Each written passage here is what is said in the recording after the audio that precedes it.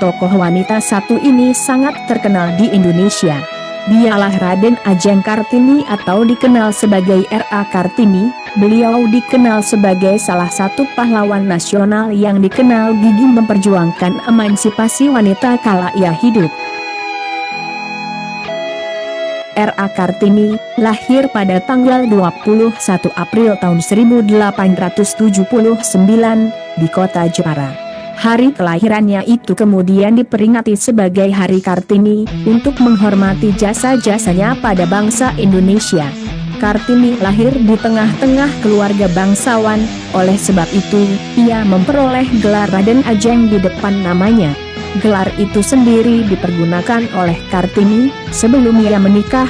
Jika sudah menikah, maka gelar kebangsawanan yang dipergunakan adalah Raden Ayu menurut tradisi Jawa. Raden Ajeng Kartini berasal dari kalangan priyayi atau kelas bangsawan Jawa.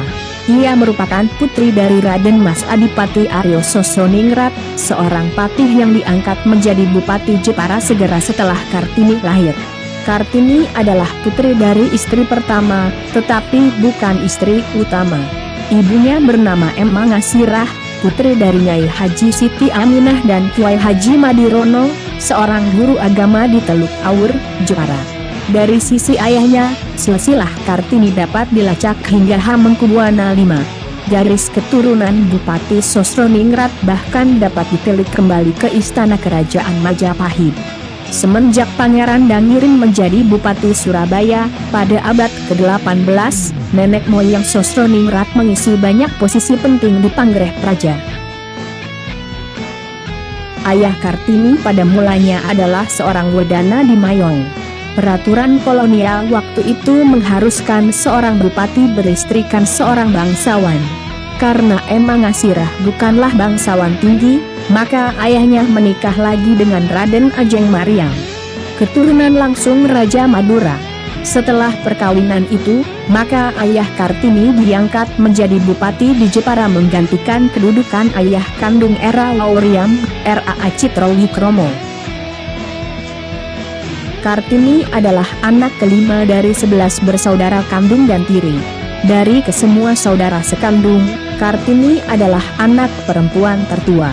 Kakeknya, Pangeran Aryo Condronegoro IV, diangkat bupati dalam usia 25 tahun dan dikenal pada pertengahan abad ke-19 sebagai salah satu bupati pertama yang memberi pendidikan barat kepada anak-anaknya. Kakak Kartini, Susro Kartono, adalah seorang yang pintar dalam bidang bahasa. Sampai usia 12 tahun, Kartini diperbolehkan bersekolah di ELS, Europese Lagere School.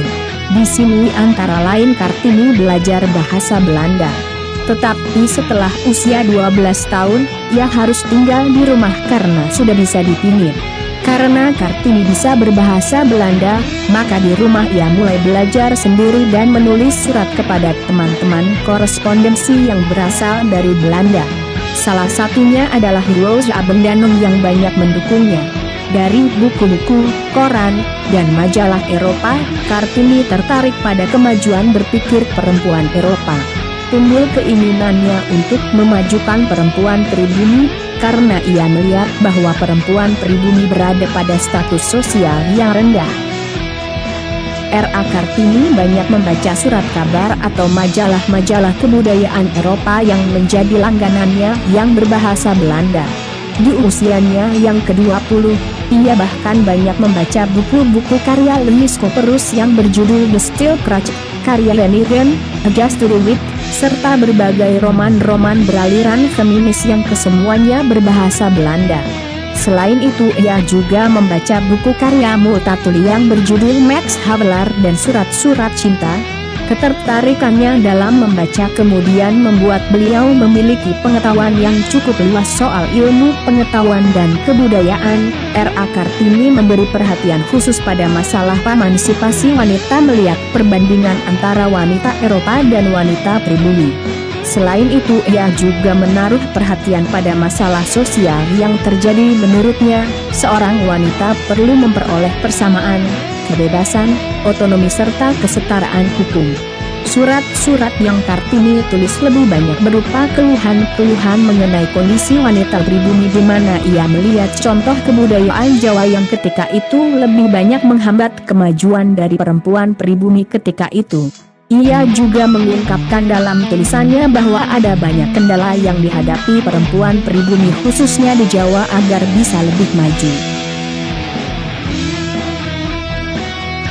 Kartini menuliskan penderitaan perempuan di Jawa seperti harus dipingit, tidak bebas dalam menuntut ilmu atau belajar, serta adanya adat yang mengekang kebebasan perempuan.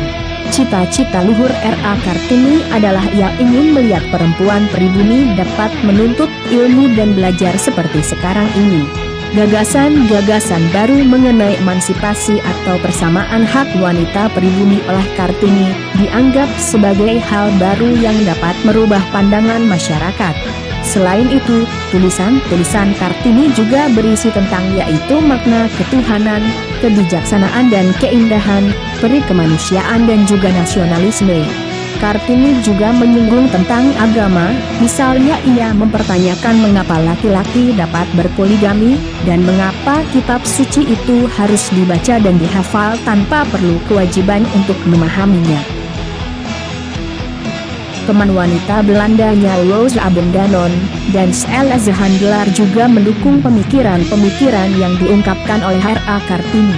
Sejarah mengatakan bahwa Kartini diizinkan oleh ayahnya untuk menjadi seorang guru sesuai dengan cita-cita, namun ia dilarang untuk melanjutkan studinya belajar di Batavia ataupun ke negeri Belanda. Hingga pada akhirnya, ia tidak dapat melanjutkannya cita-citanya, baik belajar menjadi guru di Batavia ataupun kuliah di negeri Belanda, meskipun ketika itu, ia menerima beasiswa untuk belajar ke sana, sebab pada tahun 1903, pada saat R.A. Kartini berusia sekitar 24 tahun, ia dinikahkan dengan K.R.M. Adipati Aryo Singgihjoyo Adiningrat, yang merupakan seorang bangsawan, dan juga bupati di Rembang yang telah memiliki 3 orang istri. Meskipun begitu, suami R.A. Kartini memahami apa yang menjadi keinginan R.A. Kartini, sehingga ia kemudian diberi kebebasan untuk mendirikan sekolah wanita pertama yang kemudian berdiri di sebelah kantor pemerintahan Kabupaten Rembang, yang kemudian sekarang dikenal sebagai Gedung Pramuka.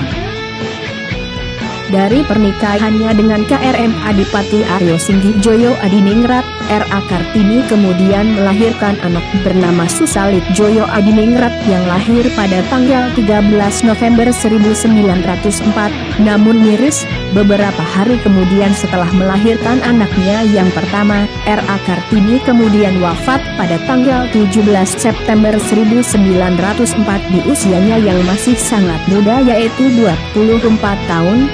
Beliau kemudian dikebumikan di Desa Bulu, Kabupaten Rembang. Berkat perjuangannya kemudian pada tahun 1912, berdirilah sekolah wanita oleh Yayasan Kartini di Semarang kemudian meluas ke Surabaya, Yogyakarta, Malang, Madiun, Cirebon serta daerah lainnya. Sekolah tersebut kemudian diberi nama Sekolah Kartini untuk menghormati jasa-jasanya. Sepeninggal R.A. Kartini, kemudian seorang pria Belanda bernama J.H. Abendanon mulai mengumpulkan surat-surat yang pernah ditulis oleh R.A. Kartini ketika ia aktif melakukan korespondensi dengan teman-temannya yang berada di Eropa ketika itu. Dari situ kemudian disusunlah buku yang awalnya berjudul Door Duisternistot-Licht yang kemudian diterjemahkan dengan judul Dari Kegelapan Menuju Cahaya, yang terbit pada tahun 1911. Buku tersebut dicetak sebanyak 5 kali, dan pada cetakan kelima terdapat surat-surat yang ditulis oleh Kartini. Pemikiran-pemikiran yang diungkapkan oleh Kartini kemudian banyak menarik perhatian masyarakat ketika itu, terutama kaum Belanda, sebab yang menulis surat-surat tersebut adalah wanita pribumi. Pemikirannya banyak mengubah pola pikir masyarakat Belanda terhadap wanita pribumi ketika itu. Tulisan-tulisannya juga menjadi inspirasi bagi para tokoh-tokoh Indonesia kala itu seperti W.R. Supratman, yang kemudian membuat lagu yang berjudul Ibu Kita Kartini. Presiden Soekarno sendiri kala itu mengeluarkan instruksi berupa Keputusan Presiden Republik Indonesia Nomor 108 Tahun 1964 pada tanggal 2 Mei 1964 yang berisi penetapan Kartini sebagai pahlawan kemerdekaan nasional. Soekarno juga menetapkan hari lahir Kartini, yakni pada tanggal 21 April, diperingati sebagai Hari Kartini sampai sekarang ini. Banyak perdebatan serta kontroversi mengenai surat-surat yang ditulis oleh Kartini, sebab hingga saat ini sebagian besar naskah asli surat Kartini tak diketahui keberadaannya. Jejak keturunan J.H. Abendanon pun sulit untuk dilacak oleh pemerintah Belanda. Banyak kalangan yang meragukan kebenaran dari surat-surat Kartini. Ada yang menduga bahwa J.H. Abendanon melakukan rekayasa surat-surat Kartini. Kecurigaan ini didasarkan pada buku Kartini yang terbit saat pemerintahan kolonial Belanda menjalankan politik etis di Hindia Belanda ketika itu, di mana J.H. Abendanon sendiri termasuk yang memiliki kepentingan dan mendukung pelaksanaan politik etis. Selain itu, penetapan tanggal kelahiran Kartini sebagai hari besar juga banyak diperdebatkan. Pihak yang tidak begitu menyetujui, mengusulkan agar tidak hanya merayakan Hari Kartini saja, namun merayakannya bersama dengan Hari Ibu yang jatuh pada tanggal 22 Desember. Alasan mereka adalah agar tidak pilih kasih, sebab masih ada pahlawan wanita lain yang tidak kalah hebat perjuangannya dengan Kartini seperti Dewi Sartika, Cut Nyak Dien, Martha Christiane Tiahahu, dan lain-lain. Menurut sebagian kalangan, wilayah perjuangan Kartini itu hanya di Jepara dan Rembang saja. Kartini juga tidak pernah mengangkat senjata melawan penjajah kolonial.